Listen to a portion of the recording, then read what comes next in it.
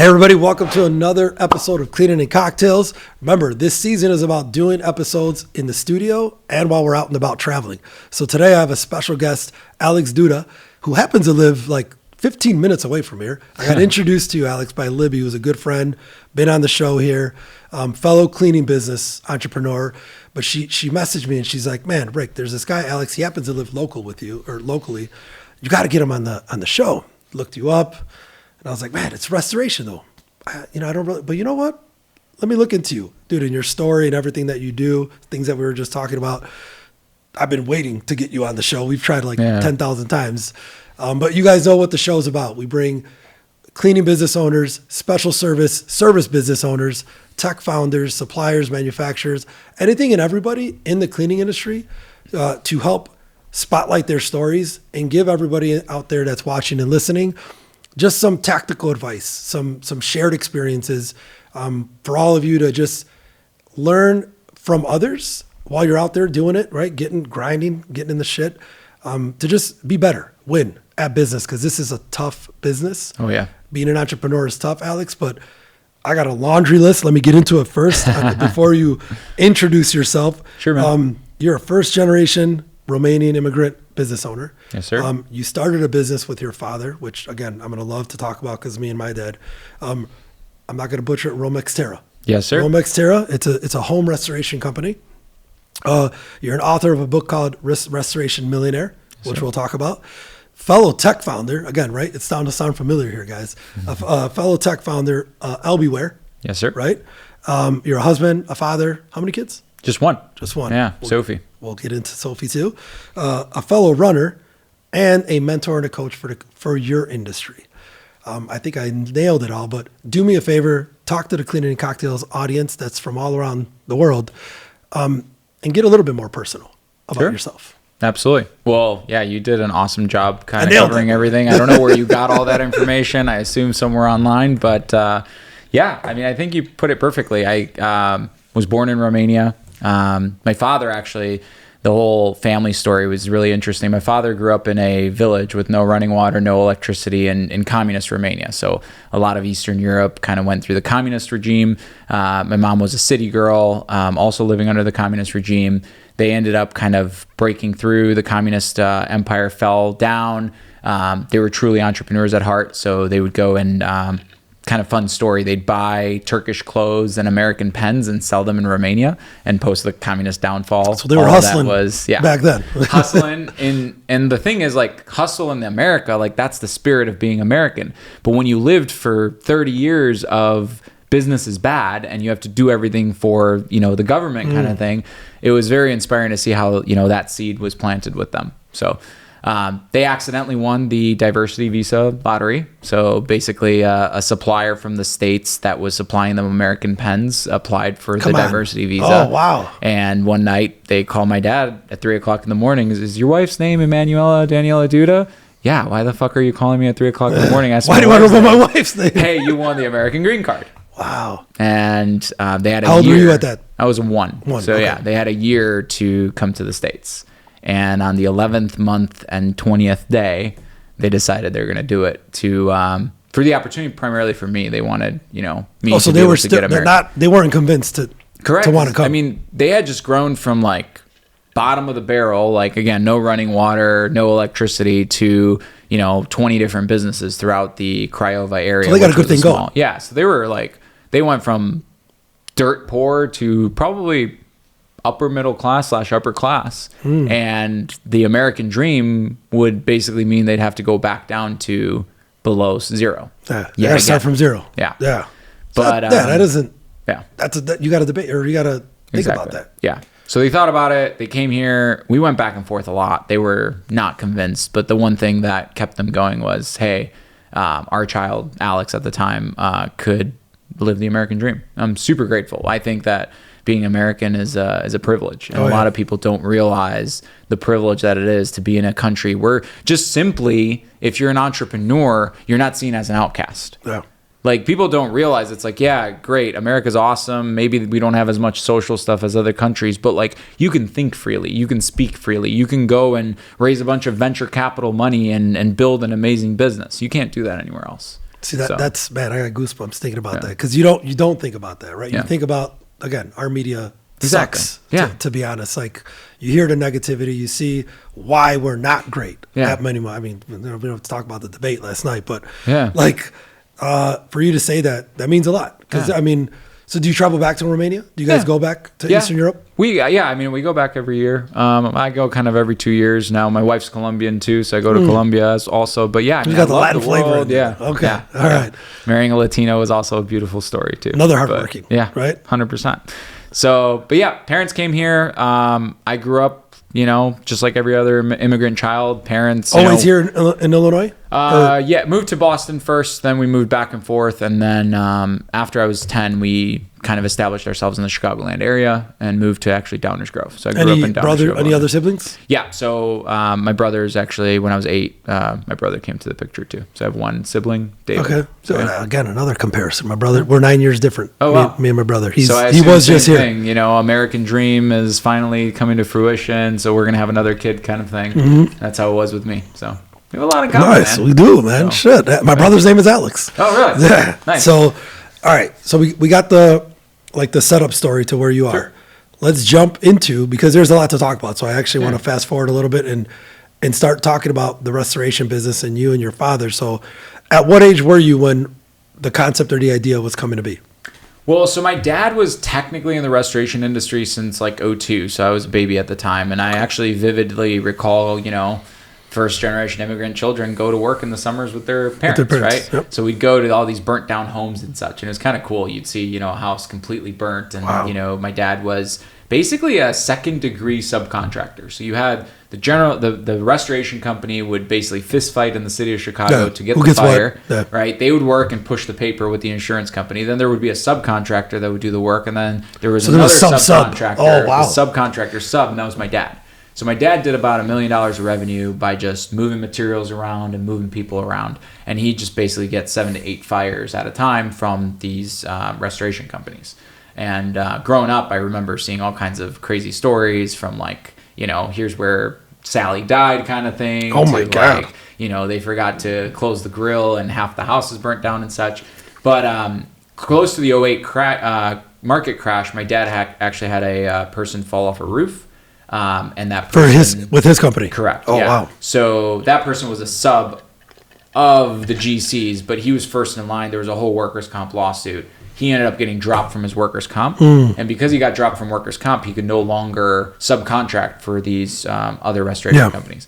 So he went on his own and, he was flipping houses, he drove trucks, he did all kinds of stuff, right? So, and that was kind of like my high school years, right? Dad was anywhere from being on the road, driving a truck, to just flipping houses, just doing anything to, provide for the family. Yep.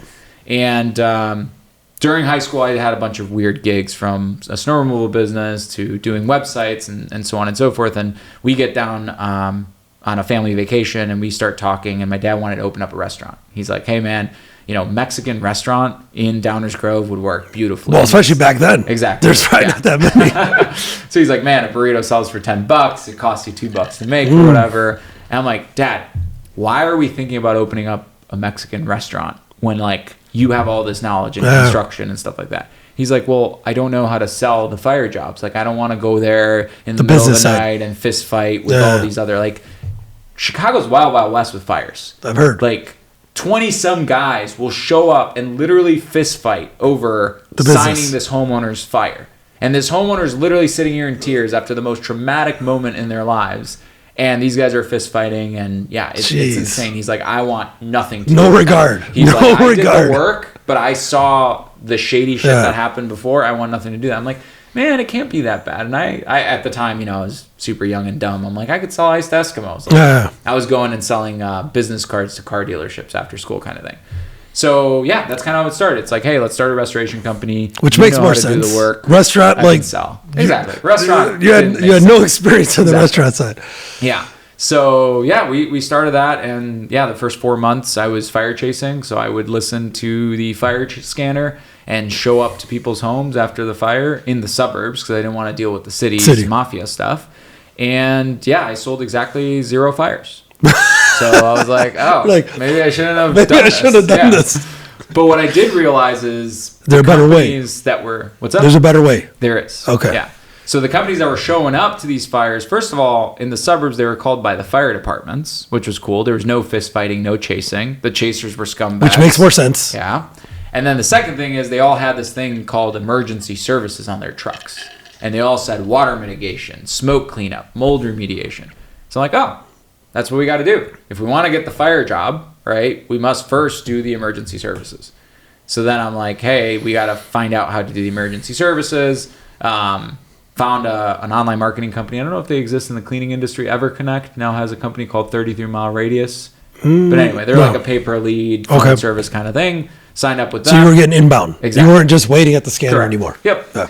And we started doing things from cleaning poop out of basements to drying houses after they flood. And we'd basically show up in the middle of the night and do all this stuff. So it went from focus on fire chasing to just fire chasing was one of the things that you were and we kind of laid it low on fire chasing, and we actually built a probably $3 to $5 million of revenue before we started getting the fires. Wow. And then we got very to different the dream of the fires. Yeah. And the original vision was me and my dad to work with our hands and do one fire a year and make 100,000. To then it turned into this company. Right now we have 90 or so employees, 8-figure company. Very complex organizational structure. So, dude, let's dig into that, right? As far as one of the things I know we have in common is, my father worked with us, but my father worked where he was our first employee. So me and my wife started the business with my cousin, and he was our first employee. Never wanted to be a boss, an owner, a manager, nothing. He's like, I just want to work. I'm happy. I'm with you. Yep. Living the dream. Yep. Talk to me about the dynamic between you and your father, where you're younger. Not to say maybe you're his boss, but you're at a level that you're helping build this business. Correct. How did that work?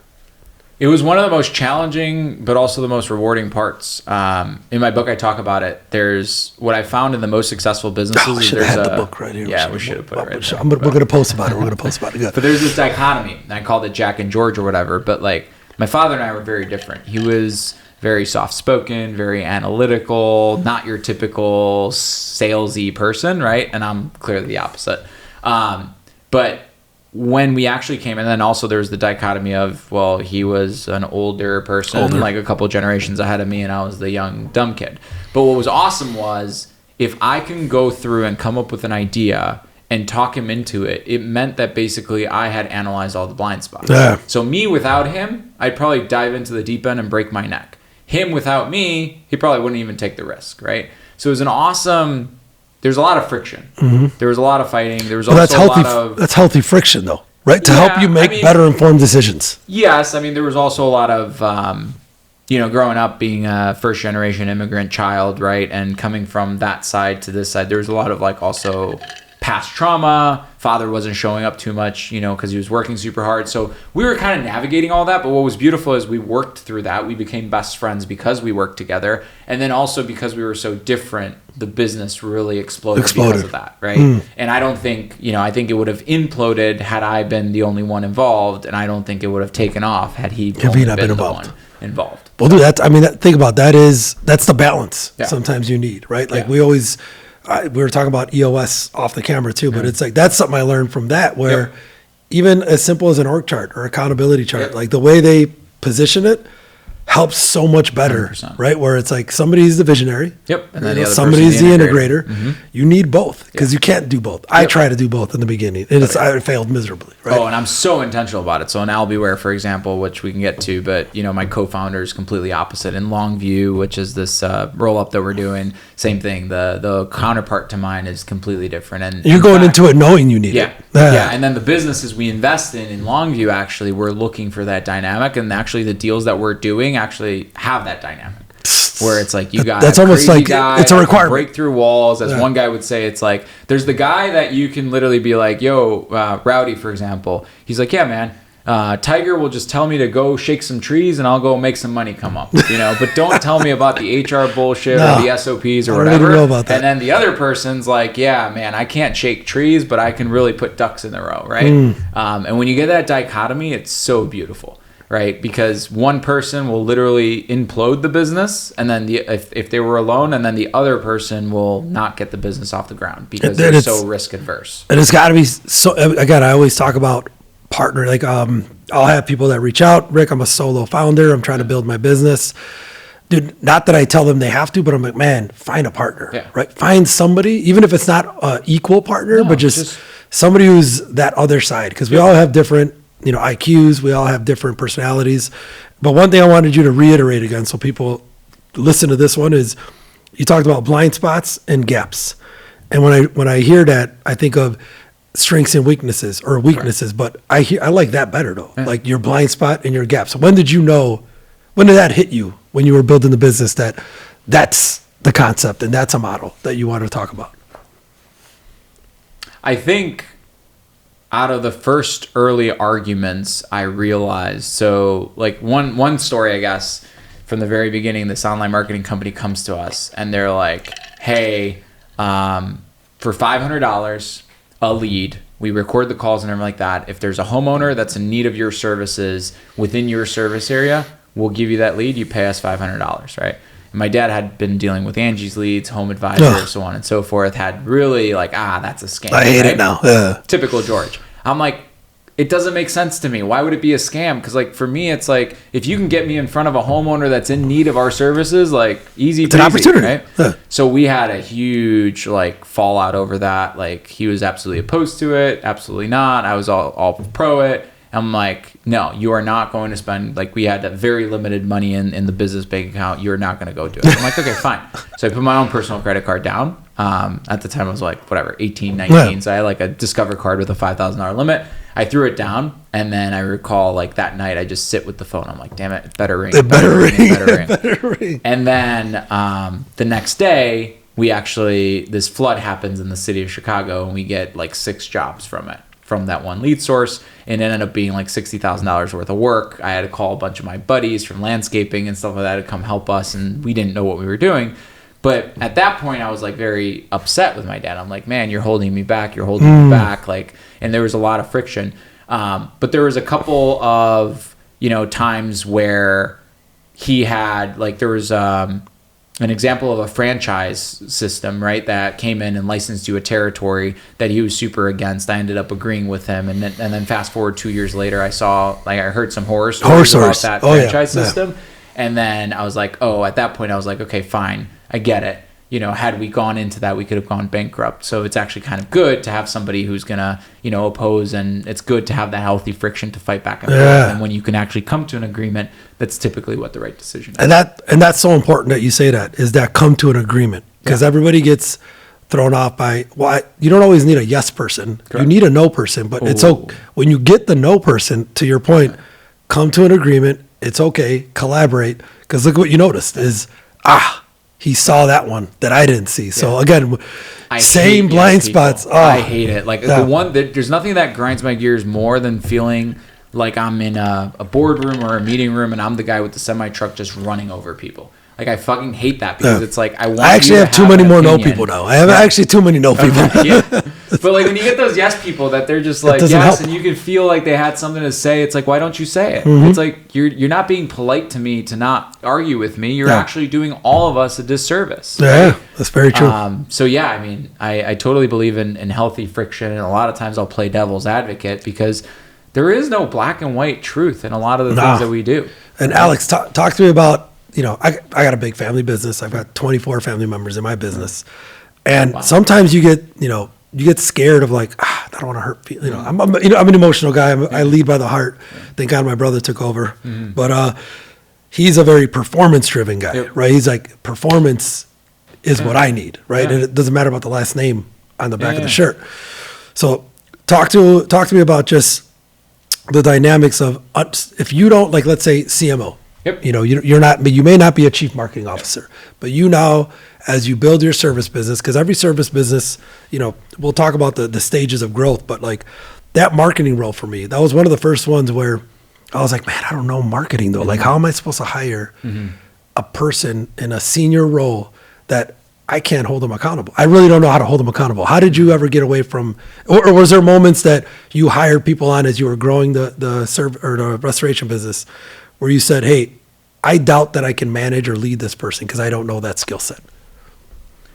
So 2 questions, I think. One is dealing with family, if I'm understanding correctly. And then second is how do you hire the right person? Yeah, because family is instinct. Everything you do based in there. So let's talk about family first, because I think like there's something beautiful there. I think everybody thinks about firing or transitioning off people as this horrendous thing. That was me in the beginning. Yeah. It's like if I fire you from my company, it's like I'm totally insulting you, right? But I think of it as transitioning on and off. Like I work with my brother. My brother actually works in the sales department at Albieware, for example. If you don't perform and there's something more beautiful out there for you that could fit your needs or your speed or whatever, you should totally transition into that. And just because we're family doesn't mean we're obligated to work together. And just because I'm transitioning you on or off of a company doesn't mean I hate you as a person. I love people in general, but there's nothing worse than being emotionally attached to a poor performer that is now a dead weight within the company or pulling the company back, because that then affects everybody else. Right? Like if you have, let's say it's your brother or your sister or whoever, your father, and they're in a sales leadership role within the company, right? And it's very important for the company to hit those sales targets so that way these crews can actually perform, right? And now that person's not hitting those targets. Well, now all the crews suffer because you're going to be put in the position where it's like, okay, I either don't eat and don't take a profit or go borrow money from the bank to keep these guys on payroll, or I have to lay off some of my crews. Versus, all because of this. Exactly. And in today's unemployment environment, it's very easy for that sales director who maybe is outgrown or whatever, who's a family member, give him a 4-week severance. He can go find a better place. Yeah. Right? If you're growing the company, Robert Glazier talks about it in his book, but he's an ex-HubSpot guy. But he's like, there's people that grow faster than the rate of the company. Those are unicorns. So you got to keep them golden handcuffed on. There's people that grow at the same rate as the company grows, right? Those guys are awesome as well. Those are your A-plus players. There's the people that grow slightly slower than the rate of the company. Those are your tough decisions. And then there's the people that don't grow at all. Those are easy. Yeah. It's so easy to fire the people that don't grow at all. But those people that grow less than the rate of the company, like those are super tough decisions that need to be made because it will really slow down your company's growth. Dude, that's a great way to explain that, man. The transition off, because you're right. I was very scared. We joke, but I'm not in the position of HR anymore. I don't fire anybody or hire.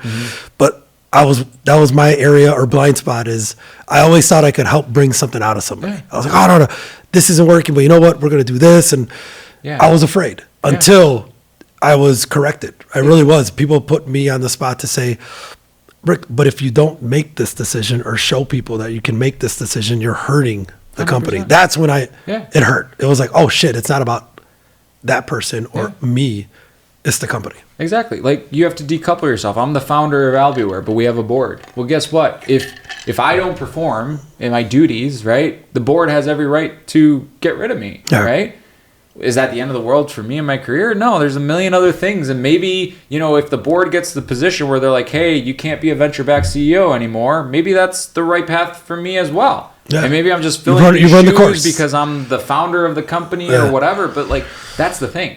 Rapid growth, we all desire rapid growth, but sometimes it runs the risk of the company outgrowing you, right? And it's like if the company outgrew you, you have 2 choices. You have to either grow in so that way you can become the person and be the person who deserves to own that company, or you have to find a way to transition yourself out. And that's which is neither as good or it's neither as bad. Exactly. Like you can go and find another job or do another thing that is better. There's so many people that started venture-backed software companies that are like, man, this whole venture stuff and trying to build $1 billion unicorn, I drank the Kool-Aid, but it's not my thing. And then they happily go and consult and, make $300,000 to $400,000 a year working, I don't know, 10 to 15 hours a week, and they're chill. And with every employee too, there's a spot that could be better for everybody.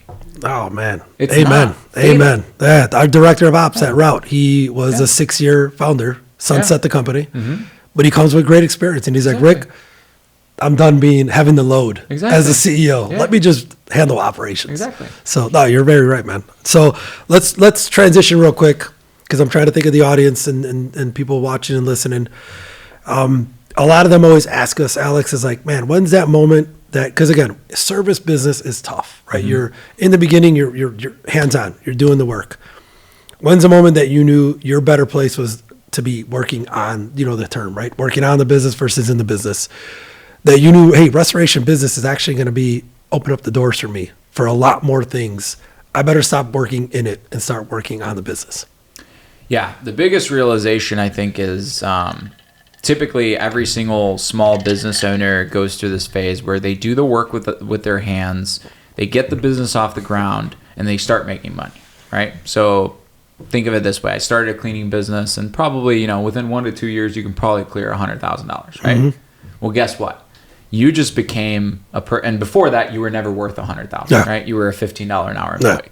Well, guess what? When you cross that bridge, you just became worth $100,000. So now, when you're going out in the field and doing the work, you're paying $100,000. What's your rate? Yeah. For labor to clean that specific house.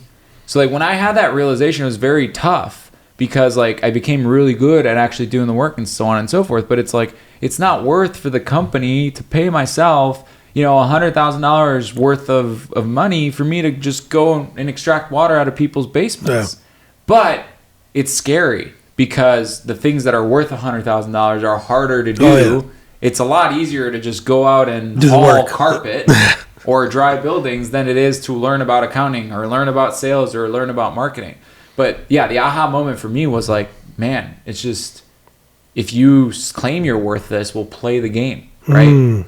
Play your role. Yep. So yeah, I think a lot of people just want to, they get to that specific level and then they plateau because they're afraid of becoming the better version of themselves or the next version. But it also doesn't make sense to just stay and pay yourself that much to do simple tasks that somebody else could do. And you know what that reminds me of is, again, from a shared experience, is like I became uncomfortable when I had to learn finance. When I had to learn, again, I'm not saying I had to be an accountant or know it to that degree, but it's like, those are challenging times. Like, wait, so I have to put the proposal and a presentation together and understand budgeting and working in Excel because I'm no longer in the field. I'm like, am I ready for that? But like, to your point, you better think about that. But here's the deal. If you talk to every aspirational entrepreneur, everybody wants to build a big business. Everybody wants to grow and do all these great things. Well, guess what? You're not going to be comfortable with doing it. It's just like saying, hey, I want to build the top 0.5% body, right? I want to become a bodybuilder. Well, okay. It's very comfortable to eat the steak and eat the potato chips and drink the alcohol. It's very uncomfortable to do the shit that they're doing, right? So you can't have both. Can't have both. Right? Yeah. You can't grow rapidly and then be comfortable. No, agreed. So for the sake of, because a lot of our industry, it's the cleaning industry, which again, we talked about restoration plays a part. I always tell everybody, right, add additional services, partner up with other service businesses. If you have any, Alex, any quick stats on the restoration business as a whole for those that may not know, like how big the industry is, how many restoration companies are there? Yeah. So, I mean, it depends how you picture, right? And it's hard to get concrete data, but there's between 50 and 100,000 restoration companies out there within the U.S. There's $236 billion worth of volume, claims volume, meaning bad stuff that happens that's paid by insurance companies out to these restoration companies. It's a very fragmented market, right? So, like, you have a couple, like, large players, like you've probably heard of ServiceMaster, right? They have a restoration division, ServPro, Belfor, whatever, and those are like companies that push $1 billion of revenue, but the average restoration company does $2 to $3 million of revenue. So because which is still a lot, right? Yeah. 2 to 3. I mean, that's still a good number. Yeah, I mean, sure. Should do more. Yeah, should do more. You could do more. Yeah. The other thing to keep in mind, a disconnect that we may have is the average restoration job, just a dry out job that might take half a day to do, is $8,000. Wow. Whereas I assume the average cleaning contract, like $150 to $200. Yeah, well, commercial probably about $1,700 a month. But you're working 3-4 days a week, exactly, 2-3 hours a night, exactly. Yeah. So wow, that's an important step. Yeah. So that's the thing, and actually, I'm glad you highlighted this. It's like a lot of times we want to be like, wow, there's so much more revenue here versus here. Yeah, but you also have to think about the average ticket size, right? Then you also have to think about the fact that most restoration companies have a lot more investment, right? You have to buy air movers, dehumidifiers, right? Like you need about $50,000 to $100,000 of equipment to kind of start out within the restoration industry, because the $8,000 is the $8,000 because more than half of it is equipment rental. Wow. Right? So you show up in the middle of the night, you suck up the water, you remove the carpet, remove the drywall and such, and then you place these air movers and dehumidifiers. So like an air mover is $200. You probably need about 10 to 15 of them on an average job. Then you have a dehumidifier, which is about $2,000 to $3,000 now. That sits there for a couple of days on every job. You need your truck mount that, sometimes you guys have as well. Yeah, we got one. Vans and stuff. So Alex, that's interesting that you're showing the numbers. And I know the cleaning space numbers. So in agreement with fragmentation, we have about 1.1 million cleaning companies, whether it's residential or commercial. Yeah. But one thing that you highlighted that I think, everybody should pay attention to is, in order to start with you guys though, in that space, 50 to 100,000, very different than the status quo for us is like, hey, you can go to Home Depot and you can start a cleaning company with $1,000. Yeah. So creates for the opportunity for more people to get into our space versus your space. Yep. But if they're getting into restoration, like there is a reason, and you're heavily invested into getting started. There's also an illusion. So there's pros and cons to restoration. I mean, if on average, a restoration company, also like to run through the numbers, you see a company doing about 50% cost of goods sold and then spitting out maybe 20% EBITDA, 15 to 20%. So $1 million company will probably spit out about $150,000 to $200,000 back to the owner, to put that in perspective as well.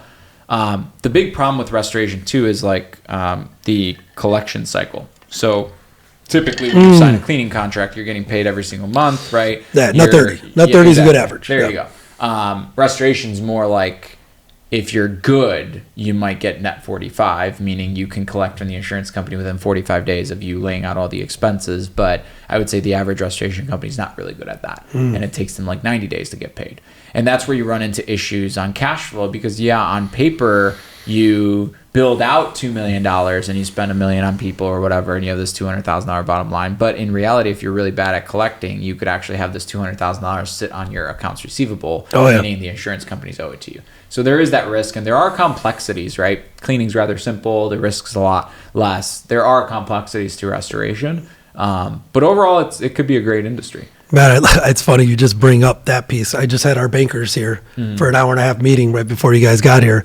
We were talking about average billing rate, receivables, payables, the difference it is for us to send a bill out September 1st and then send it out again October 1st, and how a day makes a difference. So that's hilarious that you just said that. Yeah. All right, so let's get into, you said it, I don't know if, again, you correct me if I'm wrong, Albieware. Correct. So the idea of building I got to believe you were using technology already for the company, the restoration company. How did that come about to say, you know what, I'm using something, but I think there's got to be something better? And a second part to that question, why you? Yeah, absolutely. So technology within the restoration space was very interesting. There were two options for us as a restoration company to go. We could either go the non-restoration specific route, so go to like a ServiceTitan, a Jobber, House Call Pro, which is typically like a home service industry software solution, or we can stay with the solutions within the industry. The solutions that were built specifically for the industry were kind of like bootstrapped, built off in India, super old school mentality. They didn't really have mobile apps, and everything we were doing was done in the field. Yeah. They didn't so web apps don't help others. Yeah, it was very there was not a huge emphasis on product. The solutions built within the restoration industry were built for the insurance companies. They're owned by CoreLogic. They're owned by Verisk, which is just basically data companies. Yeah. Right? Nobody goes, for example, you know what the MLS is, right? Yeah. Nobody's like, oh wow, the MLS is such a good, pretty product. No. Right? It's just a data machine for CoreLogic, right? Yep. So we were struggling to grow and scale our business because we didn't have the tools needed, and that showed itself in efficiency issues. We were struggling to get paid to collect the documentation from the field and then submit it to the insurance company and such. And then when we looked at tools like ServiceTitan, they flat out wouldn't sell to our industry. They're like, no. Dude, like, why? I got to know too when we were trying to, because it was like, dude, you're too much commercial. Exactly. We can't do it. Yeah, like, what the hell? And it's like, that now I understand that their value prop was all about empowering the home service contractor to swipe the credit card at the door. Oh, yeah. And in restoration, it's so different. So, if you're a plumber, you show up, you're like, yeah, it's going to be $500 to unclog your toilet. Yeah. Swipe the card, no documentation needed. In restoration, you show up, you sign this emergency work auth. You're like the emergency room of property damage. There is no price. There is no exchange. You do all this work, and then you have to bill the homeowner and the insurance company and document everything you did. So it's almost like regular home service is more like the plastic surgeon. You want the nose job, it's 15 grand, swipe the card. Whereas restoration's the emergency room. You're in shambles. We don't really know what it's going to take to fix you. We have to fix you, so we're going to fix you, and then we're going to bill you for everything and justify why we gave you this drug, this drug, this drug. So because of that uniqueness, I was like, man, we have to build our own. And at first it was just, let's do a custom. We had a couple $100,000 budget. Let's just build something custom for Romexterra itself. Yeah. And I had a really good friend, Shmuel Sony. Him and I went to college together. He was leading an engineering team at another healthcare startup in the city. And I was asking him to help me find an agency to build it with. And he kind of got excited by the idea. He was like, man, I'll help you. So we just kind of partnered together. So lucky. So lucky. It was beautiful. And then I started reading the books. I started reading Inspired by Marty Kagan and all the software books, Trailblazer by Mark Benioff and such. And then I just fell in love with this concept of SaaS. I started following Dan Martell, right? And he had this whole SaaS explained in 5 minutes. And I was like, man, there's a lot of impact to be done here. Like with Romexterra, we became a Chicagoland leader. We can impact this community. Dad was super against starting up multiple locations and such. I'm like, with SaaS, we can literally build this building that can impact hundreds of thousands of consumers throughout the states, right? So the impact was so much bigger. I'm like, man, we can do this. And the biggest constraint with software is capital. Because it costs a ton of money to build software, like millions of dollars, and then it costs you a ton to acquire customers, right? Yes. Like a customer that's paying you $500 a month, it'll cost you like $3,000 to $4,000 to $5,000 to acquire that customer. So you have to pay money up front, and then afterwards collect from them slowly. Yeah. So because of that, we're like, all right, we need capital. We have me knowing the industry, knowing the problems, Shmuel, who knows how to build tech. The missing piece was capital. So we went out, tried to raise money. It was a bloodbath. Oh, God. 99 conversations. Zero. And then on a whim, I applied to Y Combinator. Just on a whim, like this other guy. I'm like, nah, fuck the VCs. I'm going to have to go find debt or something to build it. And I apply. We get to the interview process, and I was still skeptical. Nah, we're just lucky. We're not going to get through it. And then they were supposed to let us know the next day whether we got into it or not. They didn't. It took like a week and a half for them to call us back. I was like, yeah, they're going to tell us no. We ended up getting it. Dude. So Y Combinator is basically like an incubator for your listeners. It's like the Harvard of startups. So they backed Airbnb, Coinbase, Dropbox. It's the best of the best. Yeah, they invest like $500,000 into your business. And then they mentor you for like 3 to 6 months, and then afterwards there's this thing called demo day where you basically get to pitch in front of a bunch of investors. Are you the pitch guy, or is your co-founder? I'm the pitch guy. Okay. Yeah. So it's been a blessing. We're on the venture path. The entire organization is beautiful. Like our mission is to propel restoration forward, and it's really great. Like we got a group of 70 employees now at Albieware that are all like going in the same direction of moving this unsexy industry that was unloved for such a long time. We're not going to go the insurance route. We're truly going to build a product that's going to help that person who's sitting in sewer water at 2:00 in the morning, extracting water, really make their lives easier. And it's been beautiful. Dude, you do a great job at explaining the space. I don't know restoration, right? I did some digging. I know some stuff to it. But the way you explained the difference of how it's like an emergency room to then the other one's like a plastic surgeon, again, I hope you got, I got that. Exactly. I understand that piece, and that's why I wanted to bring it up right after the previous conversation, because I was assuming you knew there was a pain point of billing and getting paid on time. That's a big difference then. Yep. Like what you can do then, as far as for companies to get paid sooner. 100%. Cash flow is everything, right? And then metrics, data points, like all that stuff. So what did your dad think though about, wait, son, you're going to go build a tech company now? That was a very uncomfortable conversation because we were getting in conversations where it's like, hey, I'm going to buy him out and he's going to happily ever retire. He wanted to retire early. That's been a dream of his. And then now I have to go and sit and have the uncomfortable conversation of, hey, not really going to buy your half out, and I'm not going to really do this. I'm going to go build this software. But he was super like, dude, that's an awesome idea. He supported me. And I know you said that in route your dad invested. Yeah. My dad was one of the first investors in Albieware too. He put a $200,000 check, which that's got to be amazing, right? Yeah, it's worth like I don't know, $2 to $3 million right now. His investment there. And See, Dad, I told you. Yeah, I can't wait to. My dream is to make sure he's well taken care of. So that's awesome. What about mom? Mom's a realtor. She she sells real estate. She loves it.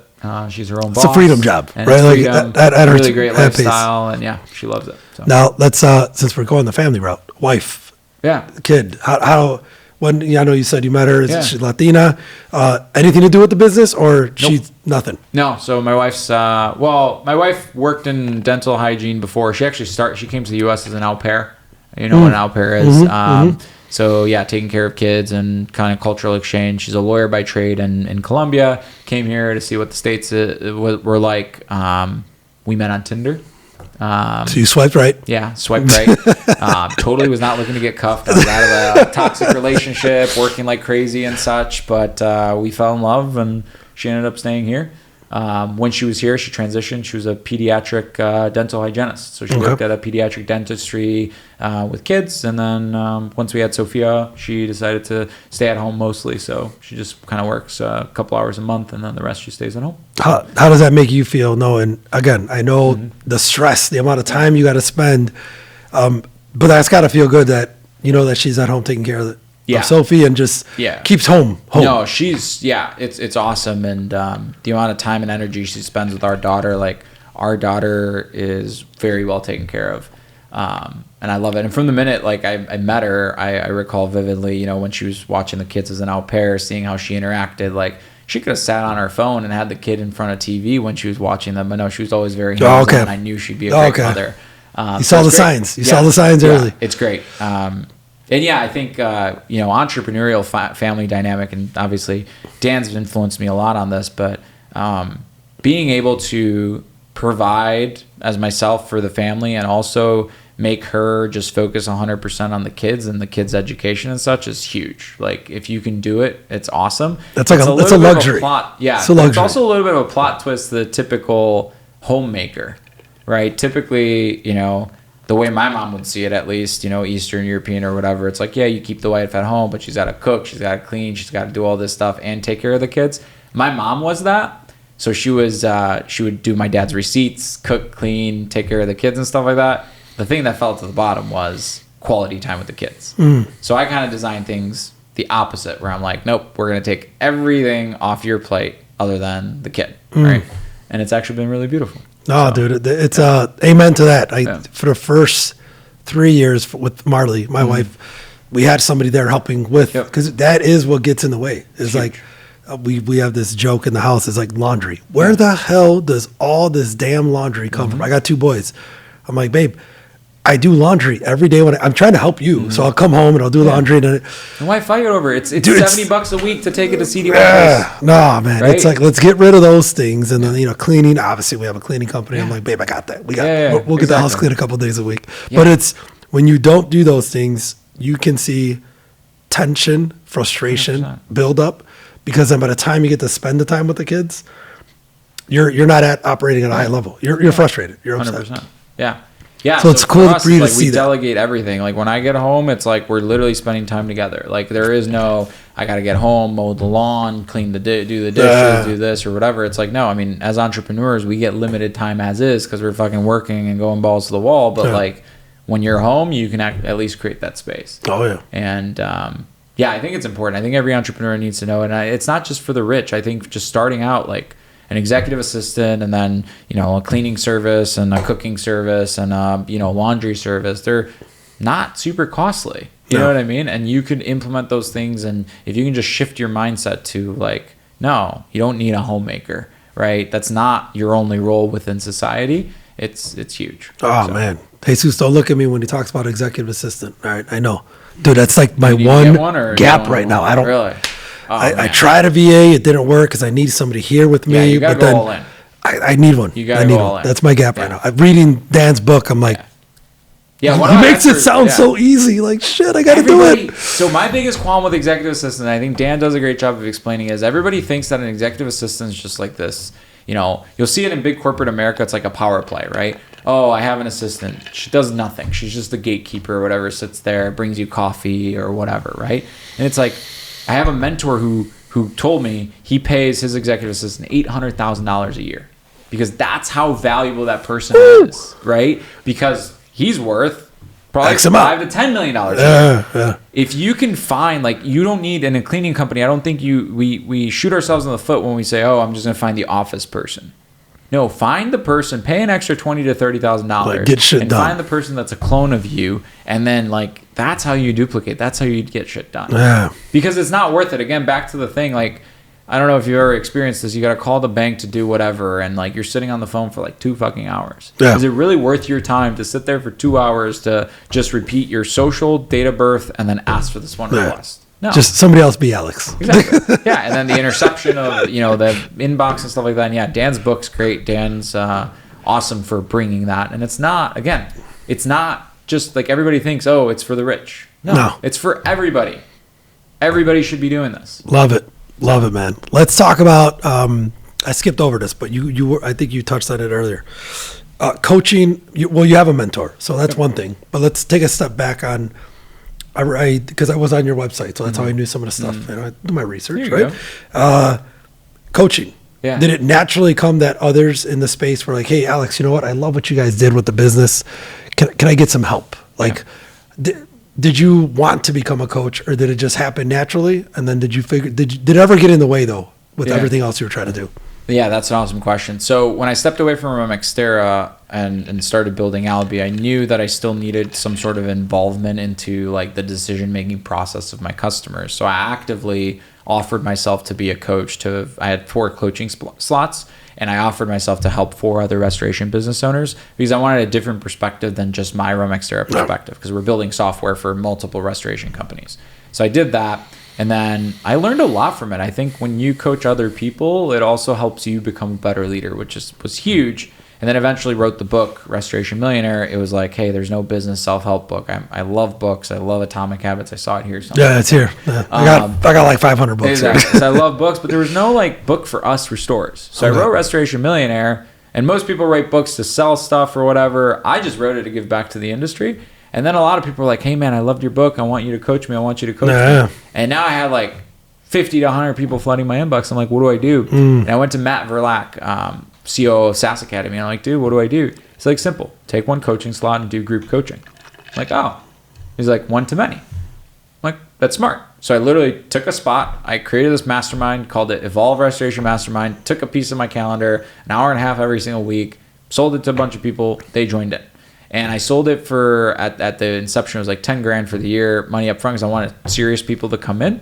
And then like 30 days in, I just randomly asked people, hey, did you guys get ROI out of this? And then like stories came up. Yeah, man, I sold $260,000 worth of work because of this one thing, and so on and so forth. It's like everybody had gotten ROI for that one thing within like 45 days. It was incredible. Damn. So I was like, okay, we're onto something. So I spun that into a mastermind. So we started Evolve. It's a restoration mastermind. There's about 20 or so members in it currently, but they're all restoration entrepreneurs. We meet every single week. And I build basically the same way SaaS is built 1 to many. I took the same principles of how I built software, and I built playbooks that work in a 1 to many format for a restoration contract. Well, think about it, man. Online, right? Everything's virtual. You're able to do it. Yeah. So something I keep hearing you talk about, Alex, without saying it, but I hear it in your voice and I hear it in the things that you're talking about, is impact. Yeah. Like everything you're doing and have done is to make an impact. Yeah. Like how important is that to you and your values? It's number 1. I mean, I think we exist to create impact in the world. That's why, like, you have a unique set of skills. He's got a unique set of skills. Like, there's got to be a reason. And if you want to get spiritual with it or religious with it, I don't care. But, like, we all have unique traits for a reason. In our DNA, human beings are built to, like, move the world forward. Why the hell would we want to go to Mars right now? Yeah, right. Why would that be even an idea if it wasn't in our DNA, right? Why would we get to the aqueducts and then from the aqueducts to society? Why aren't we stopped with the society we have right now? We still want to innovate, and AI is coming out. I think it's in our DNA. Yeah. We exist in this world whether we like it or not, whether it's because God wants us to, or Allah or Jesus or spiritual, whatever you want to do. Like, there's a non-negotiable. That's why we exist in this world. Right, it's to move the world forward. And if you really look at like the people who are successful or made it, and you think about, oh, they have a ton of money. It's like, no, they created a ton of impact. Right? Yep. At the end of the day, Warren Buffett can't consume the amount of capital that he has. No. But the impact that he's created in the world, that's the difference. Far outweighs the capital. He can't, like, he physically, as an individual, can't deploy it faster. It's like, you can get the gold castle, you can get the, I don't know what kind of airplane, but it's like, at a certain point, like, as one individual human being, you can only consume so much capital. Yeah. But the impact's infinite, and that's what's beautiful. And everything I do is customer first, because I believe, like, everything else follows. Yeah. So, like, Evolve wasn't about the business that turned out of it. Great. There's a business there. That's awesome. It was about the impact that could be done. Because you asked 30, 45 days in, hey, did you get ROI? Exactly. So it presented itself. Yeah. So there's one thing I just thought about, because it happened in our growth, in our journey. When you started building Albieware and you said, hey, I'm going to commercialize this and go talk to my fellow restoration companies, did you ever hear from the colleagues or your users, hey, wait, but Alex, you have a restoration company. Mm-hmm. Can I trust you?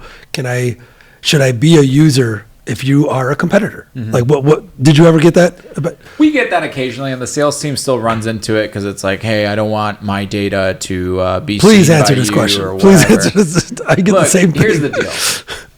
I'm building the best product for the industry.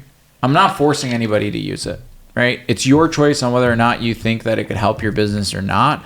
If you're going to limit yourself from having access to this product, which is the best in the industry, because you believe that I would take, your data and then go feed it to somebody else, that's a self-limiting belief that's going to affect you. And I respect you and I love you for who you are, but it doesn't faze me. And I'm not going to stop building the best product because of that. It's come up a couple of times. My sales team deals with it all the time, but, like, what am I going to do? Yeah. Like, I'm going to steal your customers' information? Like, makes no sense. It makes no sense. And by the way, it you spent millions to do it. Exactly. And it typically comes from companies that are way smaller. It's like, hang on a sec. You're a restoration company doing $2 million a year, right? Romexterra does multiple 8 figures, right? I'm going to try to steal one customer for you, because, like, that's going to be massive to my business. Even if I steal all of your freaking customers, it barely moves the needle for my business. You know what I mean? Yeah. So, but again, I think that's the world we live in. There's this whole, scarcity mindset, and people hold themselves back. Scarcity mindset. I like that. At the end of the day, it's collaboration. And even with my competitors, when I was in the restoration game, it's all about collaborating with competitors. They're human beings that have the same mission that you do, right? And there's enough. Yeah. There's plenty of cleaning jobs out there. There's plenty of water damage jobs out there. Oh, yeah. Let's collaborate, because when we put our minds together, a lot greater things can happen. Oh, yeah. So, I don't know. No, I needed you to answer that. That helps me create more validation. Yeah. So let's stick to the Albieware too. So you've built the service business. You've got all this experience doing that. When you were building the tech business, talk to me about, like, what did you start to notice was very different from, building teams is building teams, but building tech is very different than building a service business. Yeah. It was the amount of personal growth that I've gone on since starting Albieware has been tremendous. Capital just fuels things, which is great, but it also adds strain to things. So, like, when you grow fast with capital, you have to also learn fast. And there's a huge difference between a bootstrap business that you can maybe take on a $100,000 loan, or like Romexterra was started off with credit cards, do your first job and pay it back, versus dealing with this in software. You always spend money up front for a return in the future, and it takes forever for that payback to happen. So, like, in restoration, you don't need to know what CAC payback is. In restoration, you don't need to know how to deal with investors, deal with boards and such. In this industry, you do, right? In restoration, you don't need to understand what a pref stack is, right? And how investors get certain rights, or how to use debt. In this side, you do. Yeah. So there was a lot of learnings on true enterprise. And I think, like, it was this transition from, it was a multi-million-dollar restoration company, but it was a bootstrap multi-million-dollar restoration company with nobody to answer to, and you're the boss, and, like, all that stuff. Versus here, it's like, it's a company that's on the path, and you're going for a venture outcome. Yeah. You're tripling every year, and if you don't, that's not good, right? You're going for a tremendous impact, and then while you're doing so, you're burning money. That was another thing I didn't understand. How could you invest millions of dollars into this company, for this company to burn millions of dollars a quarter, right? How does that work? But and you can burn it in a good way or you can burn it in a bad way. And everybody thinks like burning money is negative. Uber, for example, I think to this day is still cash flow negative. Yeah. It's Amazon. Bezos like, exactly. I'm in debt. Yeah. And I love that you brought that up because, dude, I've noticed that. Like, there's one thing. We're very transparent in the Rosal Auto, my cleaning company. Mm-hmm. But I cannot believe and see how I am very transparent on the software side with the smaller teams, but everybody knows everything. Like they know where we got to move the needle, what we're burning. I would never have imagined I was sharing that information with the other team, but it's like you have to. Like, hey, we're all in the same. We all are shooting for the same thing. I wanted to ask you or share this with you is I feel like, okay, so you've gone to service business. You're entrepreneur at heart. Your father's an entrepreneur. Your family's growing. You're a tech founder now. You wrote a book. You're coaching. I'll get to the content piece to end everything up and wrap it up. But like, do you feel that this is helping you become a more well-rounded individual by taking on these challenges? And you could stop at any moment. You could be content. You could say, I'm good. I'm going to retire. I'm going to spend more time with the family. What keeps you going to continue to push through that? That's a deep question. I don't like the principle. End on a deep question. We got to end on a deep question. I don't know. I think retirement's bullshit. Like this whole concept that like you go through the rounds of life and then you're 55 and you stop and you retire and you just go chill on a beach somewhere forever. Again, under this concept that we exist in this world to create, we exist in this world to like fully express ourselves, to build that best version of ourselves. That's what keeps me going, right? And it's just like, yeah, sure, I could stop now because like based on Maslow's hierarchy of needs, I've got everything. But it's like, but no, like I know that like at a certain point the clock stops, and like use up all that time. Right? Like you two things are guaranteed when you're born. And when you die. Right? And it's like everything when in between. you die, and I've had two near-death experiences, but when you die, that's like your last breath. And do you want to say, oh yeah, I took my last breath here, but from this point in time to this point in time, I was just kind of coasting, using up space. So that's what keeps me going. And again, you could do all this amazing stuff. I think, I think especially now with stem cells and stuff like that, like I'll probably live till, I don't know, 100, 120. I'm pushing. I want to push to 120. I want to push to 120. So it's like, that's like 4 times more of life that I could do what I've done so far exponentially 4 times more. Like, that's exciting. No, man. Stop? I love that answer. I love it. So let's wrap up with, as you see, we're shooting content, right? We're sharing a lot. And that's what I love about content is you're letting people in, not just on your day-to-day, but like you're sharing a lot of things, which at first, I'll tell you, probably 3-4 years ago, I was like, don't shoot this. I don't want to talk about that. And now it's like we shoot everything. I mean, yesterday we were joking around. I'll share the video with you offline. We went to Michigan to do some drone pressure washing demoing, and I hit a tire with my car, so my bumper's hanging. So my cousin's the Mexican MacGyver that he is. He gives me a paper clip and some duct tape. I'm sitting there. I don't know that these guys are shooting. And I come out because I'm excited. I'm like, I got this bumper fucking up. Let's go. And then I see them shooting, but it's like, but those are the moments we got to actually share, like when it's not scripted or so. How important is it for you for other, not just restoration business owners, just small business owners, fellow tech founders, to know Alex at a deeper level and share more of your internal or inside? I would not be the person I am today had it not been for the influence that others have had in my life, right? Like, if you look at my life 4 years ago and you can go on social and flip through like 250 pounds, focusing just at work, not having a family, like nothing, right? To where I'm at today, that was all because of people that I've followed. Dan Martell had a huge part to doing it. And I think that like sharing these stories is a way to give back because sure, it could all be the same message, but you sharing who you are authentically, some people will click with you and then you could really make the impact in your life. So you can share the same thing that Grant Cardone shares, for example. But some people, like, you either inspire or irritate. Some people will basically think that Grant Cardone is an absolute asshole, and not like him and some people will love him. Well, the people that like check him out will not be able to receive that message, the good parts of him. And that's where somebody could really click with you, for example, and be like, man, you know, I'm Mexican American also. I just duct tape my bumper as well, right? And that's truly how we can also, again, back to impact in the world, right? The way a mentor of mine put it is like, be the person who you needed most at your like darkest times. And just by being you, not being the scripted you, not being like, I hate the whole, when he comes and, you know, Joe here, he'll come and be like, hook, body, bam, bam. Fuck that shit. 30 seconds, 50 seconds. Yeah. No, I do not like, and again, maybe my idea will change, but I do not want to have the $100 million CEO doing XYZ bullshit on my socials. Right?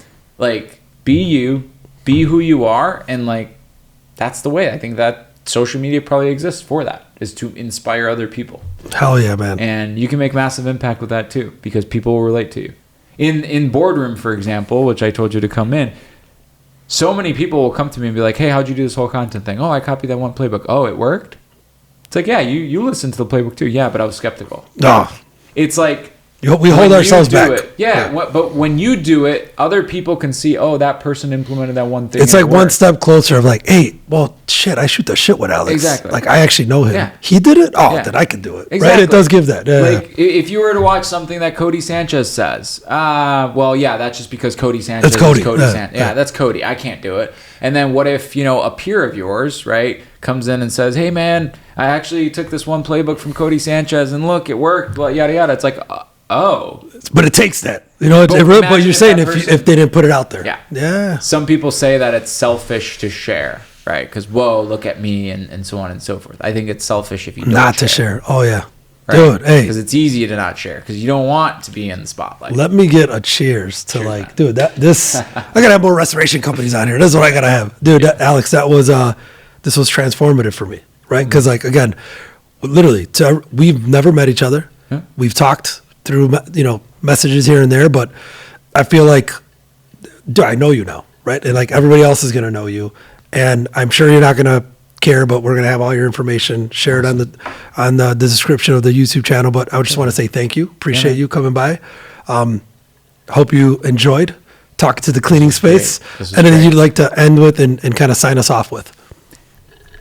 Yeah, no, I mean, like you said, blue collar world is very tough. But keep going through it because it's worth it in the end. And always put your customer first and everything else will come afterwards. And if you guys need any help with restoration or anything like that, reach out to me. I'd love to help you all. And yeah, this was awesome. Thank you, man. Appreciate you. All right, Cleaning Cocktails family, we're out.